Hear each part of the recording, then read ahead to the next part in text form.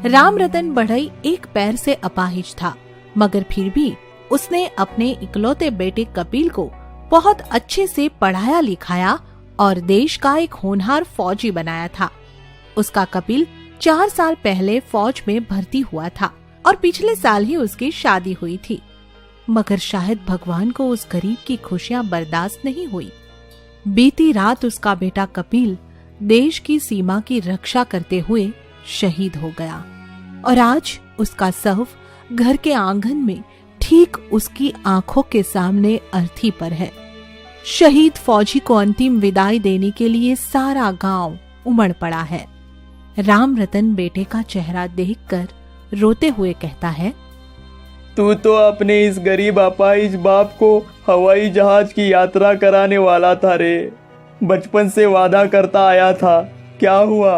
वादा तोड़ दिया रे फौजी।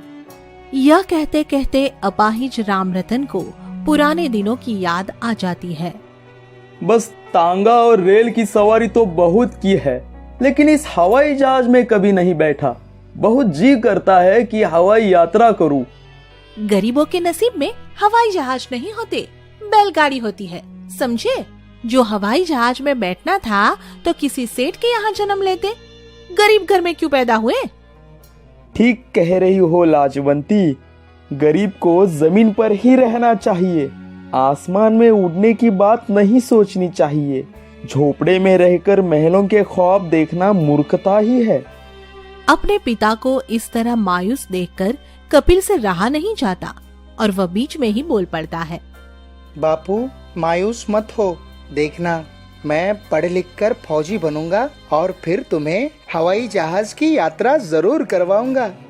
रहने दे बेटा, फिर तुझे बाप कहाँ याद रहेगा। बापू ये मेरा वादा है और देख लेना, इसे मैं मरकर भी निभाऊंगा। मरने की बात लाजवंती को बिल्कुल भी अच्छी नहीं लगती है और वह कपिल को डांटते हुए कहती है, हमें तेरे ऐसे वादे की कोई जरूरत नहीं है जिसे तू मरकर निभाए, समझा? तू हमारी आंखों के सामने रहेगा तो हम गरीबी में भी जी लेंगे बेटा। फिर से मरने की बात कभी मत बोलियो। फिर लाजवंती की तरह रामरतन भी भावुक हो जाता है और बेटे को समझाता है, बेटा तू मरने की बात करता है तो कलेजा फटने लगता है। तू तो इस अपाहिज बाप के बुढ़ापे की लाठी है। भगवान तुझे इस अपाहिज की उम्र भी लगा दे। बापू कुछ नहीं होगा मुझे, देखना मैं हमेशा तुम दोनों की आंखों के सामने रहूंगा। रामरतन को बेटे की अर्थी के पास इस तरह खामोश बैठा देखकर एक फौजी आगे आकर उसका कंधा हिलाता है और फिर उसका सपना टूट जाता है। बापूजी, कपिल देश पर शहीद हुआ है, मरा नहीं है, इसलिए ज्यादा शोक मत मनाओ, बल्कि बेटे की शहादत पर गर्व करो। देश के लिए मरना सबके नसीब में नहीं होता है। हाँ मैं समझता हूँ।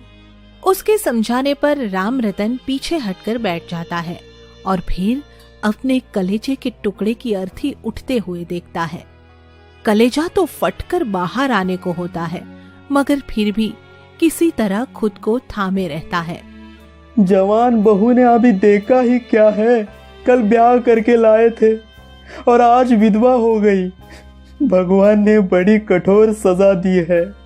बेटे के दाह संस्कार के बाद घर में आए सभी लोग एक एक करके चले जाते हैं और फिर घर में सन्नाटा पसर जाता है। कपिल की बहू सुमन चुपचाप रहने लगती है और उसकी यह हालत रामरतन और उसकी पत्नी से देखी नहीं जाती।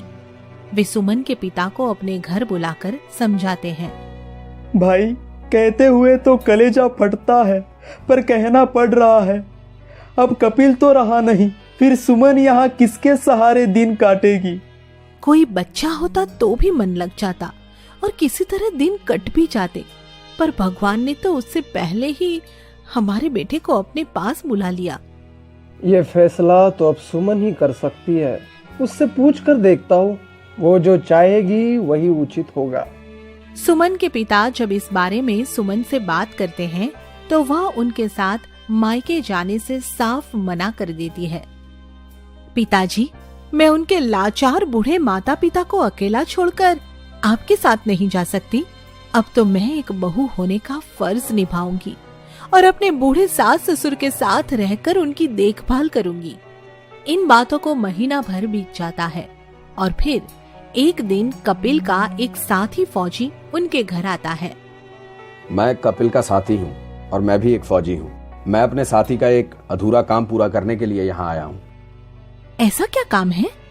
कपिल की इच्छा थी कि वो अपने बूढ़े माँ बाप को हवाई यात्रा पर ले जाए और इसीलिए उसने आप लोगों के लिए जम्मू के 3 हवाई टिकट बुक करवाए थे। परसों जम्मू में शहीद सैनिकों के सम्मान में एक समारोह का आयोजन होने वाला है। उसने ये टिकट आप लोगों को इस समारोह में बुलाने के लिए ही बुक करवाए थे, मगर अब वो तो खुद ही शहीदों में शामिल हो गया है, इसलिए मुझे ही आना पड़ा। कपिल की इस इच्छा के बारे में सुनकर सुमन की आंखें भर आती है और वह अपने बूढ़े सास ससुर की तरफ देखते हुए कहती है, मैं उनकी यह इच्छा जरूर पूरी करूंगी।